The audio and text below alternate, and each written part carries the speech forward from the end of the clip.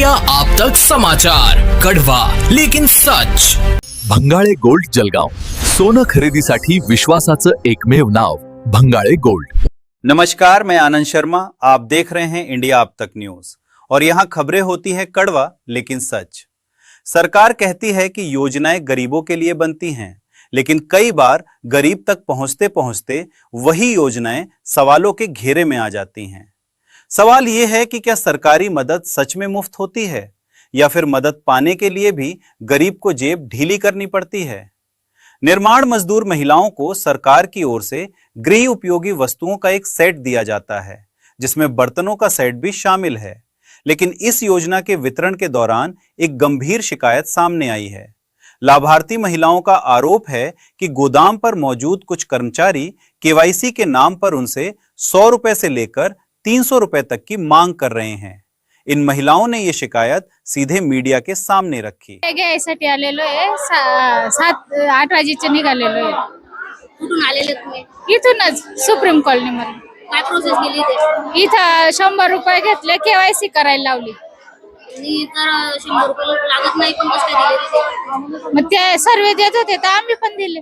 आम्ही 7 वाजतापासून आलेलो आहे आणि केवायसी करावं नाही तर 100 रुपये घेतले आणि परत हे इतर लोक जे आतमध्ये घुसतात ते पण 40 50 रुपये फॉर्म भरायचे घेतात आणि नंतर यांनी सांगितलं आम्हाला का बा फक्त अपॉइंटमेंट लेटर आणि आधार कार्ड आणि ते काही अजून एक कागद आहे जसं बा ते 3च कागद लागतात, पण इतर लोक हे मंदी घुसू देतात आणि आमच्याकडनं 40 50 रुपये घेऊन घेतात। 6 वाजेपासून लावला केवायसी करताना काही पैसे वगैरे नाही, आमच्या केवायसी आम्ही करून आणाल ते रेन्यू भी करून आणाल ते 100 रुपये दिले हमने। आज इस जगह पर बर्तनों के वितरण की तारीख तय थी, इसलिए सुबह से ही बड़ी संख्या में महिलाएं यहां पहुंच गई थीं। बताया जा रहा है कि सुबह करीब 6 से 7 बजे के बीच से ही महिलाएं लाइन में लगकर अपने नंबर का इंतजार कर रही थी। इस भीड़ में कई बुजुर्ग महिलाएं भी दिखाई दी। कुछ महिलाएं अपने छोटे छोटे बच्चों को गोद में लेकर घंटों खड़ी रहीं, ताकि उन्हें सरकार की इस योजना का लाभ मिल सके। जब बर्तनों से भरा वाहन वहां पहुंचा तो मौके पर भारी भीड़ देखने को मिली और व्यवस्था पूरी तरह अव्यवस्थित दिखाई दी।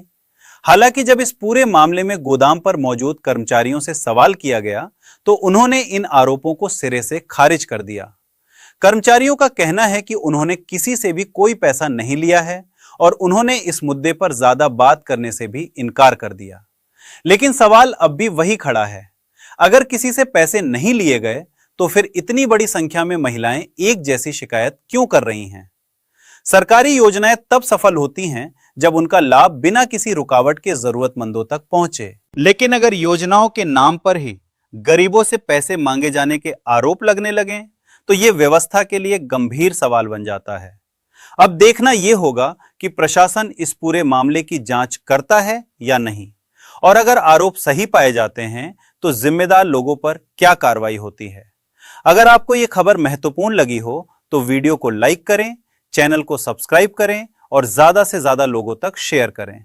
मैं आनंद शर्मा, इंडिया अब तक न्यूज, कड़वा लेकिन सच। जय हिंद। विश्वास सदियों का, विरासत अपनों की, हर पीढ़ी जिसे पहचाने वो चमक रतनलाल सिबाफना ज्वेलर्स की।